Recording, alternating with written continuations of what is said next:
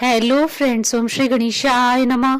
जय श्री कृष्णा। आप सभी का स्वागत है आपके अपने यूट्यूब चैनल पर। फ्रेंड्स, आज हम आपको इस वीडियो में बताने जा रहे हैं माघ मास महात्म्य के पहले अध्याय की कथा के बारे में।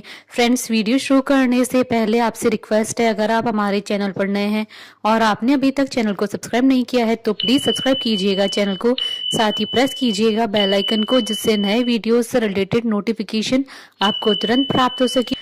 और वीडियो पसंद आने पर वीडियो को लाइक और शेयर जरूर कीजिएगा ताकि सभी भक्तों को इस वीडियो का लाभ प्राप्त हो सके। और कमेंट बॉक्स में जय श्री कृष्णा जरूर लिखिएगा। माघ मास महात्म्य पहला अध्याय प्रारंभ। एक समय श्री सूत जी ने अपने गुरु श्री व्यास जी से कहा कि गुरुदेव, कृपा करके आप मुझसे माघ मास का महात्म्य कहिए, क्योंकि मैं आपका शिष्य हूँ। व्यास जी कहने लगे कि रघुवंश के राजा दिलीप एक समय यज्ञ के स्नान के पश्चात पैरों में जूते और सुंदर वस्त्र पहनकर शिकार की सामग्री से युक्त कवच और शोभायमान आभूषण पहने हुए अपने सिपाहियों से घेरे हुए जंगल में शिकार खेलने के लिए अपनी नगरी से बाहर निकले। उनके सिपाही जंगल में शिकार के लिए मृग, व्याघ्र, सिंह आदि जंतुओं की तलाश में इधर उधर फिरने लगे।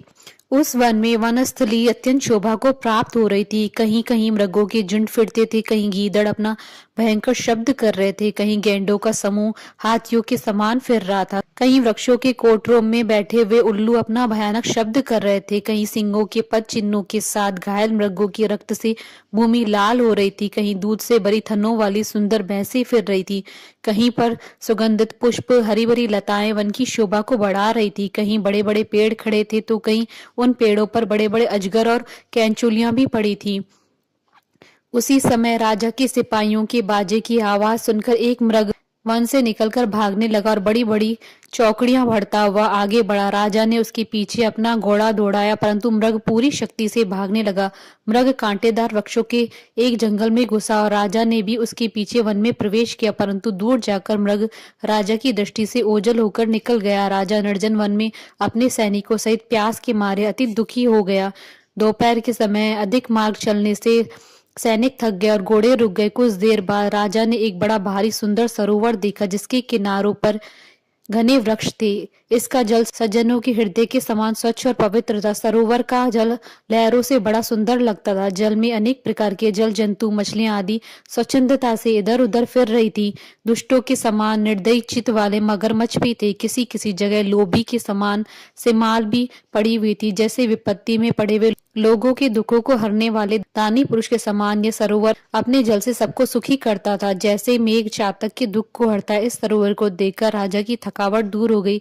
रात्रि को राजा ने वहीं विश्राम किया और सैनिक पहरा देने लगे और चारों तरफ फैल गए। रात के अंतिम समय में शूकरों के एक झुंड ने आकर सरोवर में पानी पिया और कमल के झुंड के पास आया। तब शिकारियों ने सावधान होकर शूकरों पर आक्रमण किया और उनको मारकर पृथ्वी पर गिरा दिया। उस समय सब शिकारी कोलाहल करते हुए बड़ी प्रसन्नता के साथ राजा के पास गया और राजा प्रभात हुआ देखकर उनके साथ ही अपनी नगरी की तरफ चल पड़ा, जिसका शरीर तपस्या और नियमों के कारण बिल्कुल सूख गया था, जो मृग छाला और वकल पहने हुए था और नख, रोम तथा केश धारण किए हुए था।